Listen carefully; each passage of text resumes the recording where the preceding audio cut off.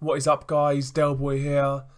So Amir Khan survives a couple of scares and defeats Samuel Vargas by a unanimous decision. It was a typical Khan fight. It was a fight where I felt he could have made it a lot easier for himself. He had all the attributes for speed, obviously, the reach, for height, for everything.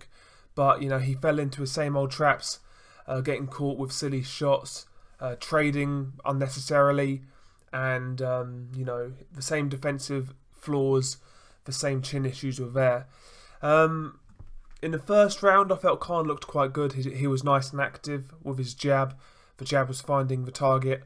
He was leading Vargas onto a couple of good right hands. In the first round, I felt Khan looked really good actually. He looked quite sharp. Round two, again, comes out really strong. He actually drops Vargas in this round. And again, he's looking good in round two, but towards the end of the round, he's actually caught flush with a lovely right hand by Vargas, and it drops Khan. Now, this wasn't a flash knockdown, it wasn't a slip, it was a bang on the chin knockdown, and Khan was hurt. And that's definitely a concern going forward.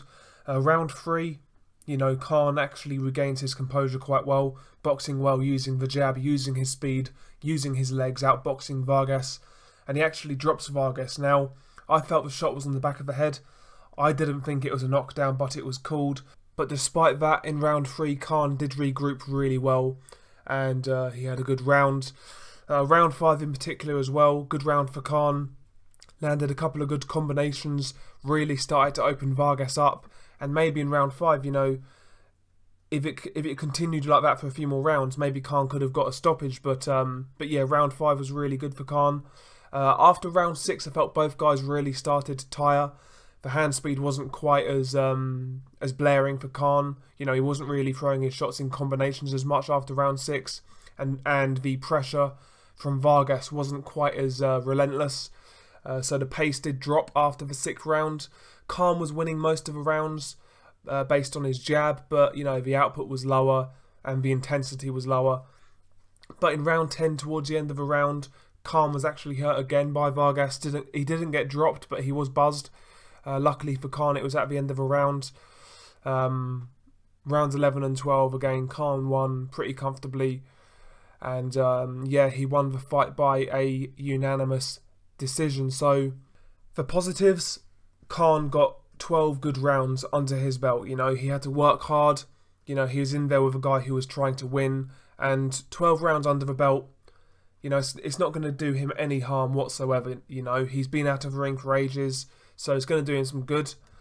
Apart from that, I'll be honest, I don't think there's many positives.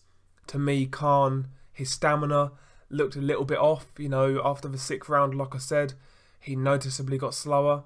He noticeably threw a lot less punches.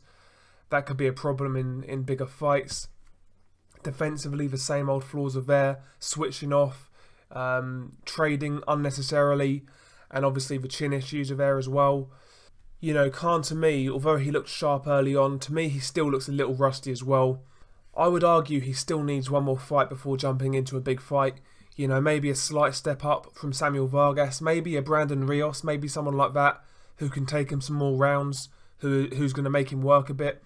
Someone like Rios, that could be a good option for Amir Khan. Maybe somebody like Josecito Lopez, I think that would be a good option. I think Khan needs another one of these type of fights before going into something really big. I still think he needs to shake off a little bit more ring rust and have one more fight in the interim. That's not going to happen, obviously. It's sounding like Khan is going to jump straight into a big fight. Who should Khan fight, in my opinion? Listen, man, I personally feel Khan is past his prime at this point. I don't think he's going to ever get back to what he was, even sort of when he was fighting Devin Alexander. I don't think he's going to get back to that standard. So, to me, it's about cashing out. Whoever makes the most money. Whether that be the Brook fight or the Pacquiao fight, Whoever makes the most money, that's the fight Khan should take, as far as I'm concerned. And I wouldn't be surprised if that's the Brook fight, and I'll tell you why. Obviously, if Khan fought Pacquiao, Pacquiao is going to take a lion's share of that purse. And Pacquiao wants to get paid.